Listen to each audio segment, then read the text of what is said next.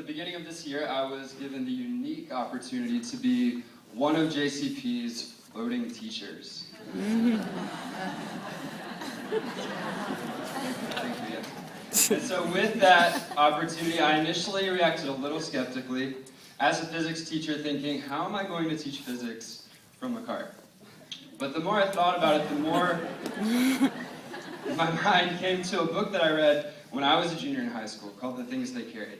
And it's written by Tim O'Brien, and he chronicles the lives of a platoon of American soldiers who are serving in the Vietnam War. And the point that he makes in the book is that when you're on the move, and when you have a limited carrying capacity, you have to think wisely about what you bring with you and what you leave behind. So my cart has many things. It has things you would expect. It has folders and paper, endless amounts of paper. It has homework, classwork, exit slips. But it also has two items that catch the eye of a lot of people who pass by my cart. It has a brick and a stuffed animal penguin. And those ideas came from a book that I read this summer called The Last Lecture. And for those of you who haven't read The Last Lecture, it's written by a man named Randy Pausch.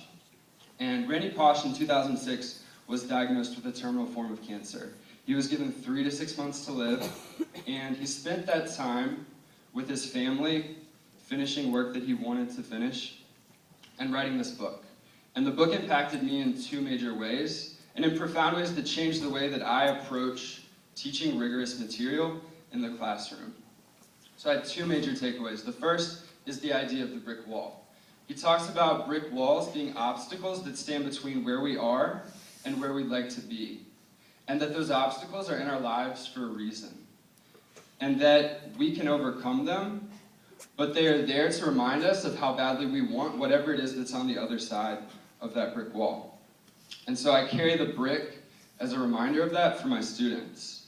But he says that we have three choices as people to the brick walls in our lives. The first is that we can see it from a distance, acknowledge that it's a challenge, and turn away, never knowing what the challenge may hold or what may be on the other side.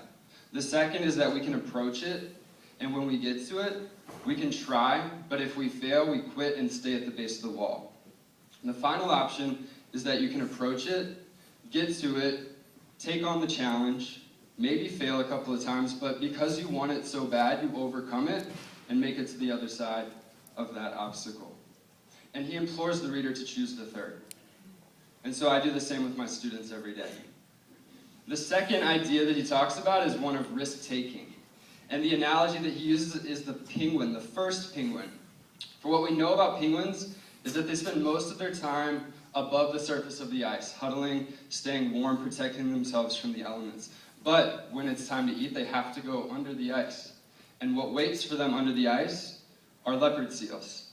And they're there preying on these penguins, but the first penguin assumes the most risk because that is the penguin that is unaware of what may be under the ice.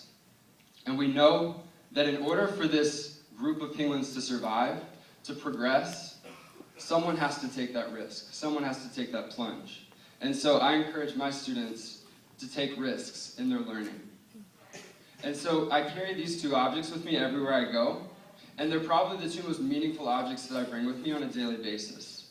I pull them out at the beginning of class from my cart and set them on my desk, and then at the end of class I give 2 shout-outs to 2 students or groups of students that have embodied these characteristics that I'm looking for in the classroom. And so what does this look like? Where are students taking risks? Where are they facing brick walls? My planning partner and I want our students to be taking academic risks. We want them to face challenges as a habit of mind, and we want those challenges to be meaningful for their lives. And so we've partnered with a nonprofit organization called Project Lead the Way that's given us an engineering curriculum that we've merged with a physics curriculum so that they get both the content of physics but also the application that comes through engineering on a daily basis. And so what that looks like on a daily basis is difficult learning tasks. In our circuits unit, they learned about circuits, but then they also were challenged to build a model city that was fueled only on renewable energy sources, like solar panels, hydrogen fuel cells, and wind turbines. And so in this example, that breadboard represents a city. Those green and red lights represent neighborhoods and commercial development. And the students at the onset think there's no way I can do this. In fact, I describe these projects to my wife, who's probably the smartest person I know, and she's like, there's no way I could do that. But that's kind of the point, right? We want to push the limits of our students' understanding. And so we give them rigorous work, we give them the support they need, we ask them to take the risk to go the next step. And what we've learned from this process is that when students are given brick walls to overcome, they come up with really creative solutions. The task for this project was simply to move a ping pong ball. And the solution that a student came up with was to create an inclined plane that used a wheel to go down the inclined plane, hit the lever, and catapult the ball down the hall. Amazing. And so what excites me about the work that we're doing is that when students are allowed to be creative, they're allowed to express the kind of person that they want to become. They're asked to push outside of their limits. And if there's one thing I know as an educator, it's that every kid that walks through the doors of a schoolhouse has a dream to become something great. And that we have the unique opportunity as educators to partner with them in exploring that idea.